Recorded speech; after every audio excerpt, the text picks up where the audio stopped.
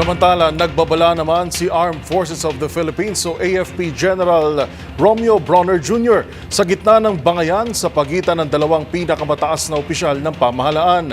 Ayon sa opisyal, posibleng samantalahin ng iba ang di na pinangalan ng bansa ang pagkakataon para tuluyang i-destabilize ang estado ng bansa. Narito ang balita ni Edniel Parosa. Nagbabala ang Armed Forces of the Philippines sa maaaring maging epekto kung magwawatak-watak ang mga Pilipino dahil sa politika. Ayon kay AFP Chief of Staff General Romeo Bronner Jr., matutuwa rito ang mga hindi na pinangalanang bansa at external threat. Sinabi ni Bronner na posibleng samantalahin ito na naturang banta para pumasok at kontrolin ang sitwasyon sa Pilipinas. Nang tanungin naman ng general kung ito ba ang direksyong nakikita ng AFP, sinabi niya sa mga reporter na kasama ito sa mga posibilidad. We will have a divided nation. Hindi po natin dapat hayaan yun. No?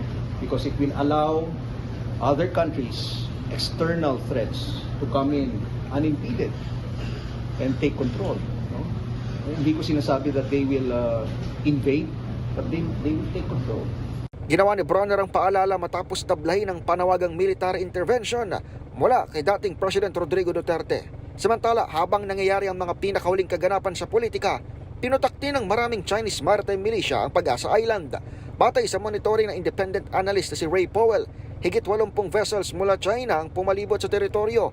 Pinakamalaking swarming kung tawagin ng eksperto mula nang siya ay magbantay sa West Philippine Sea.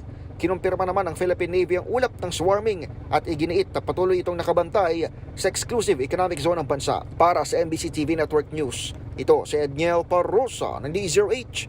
Una sa Pilipinas, una sa Pilipino.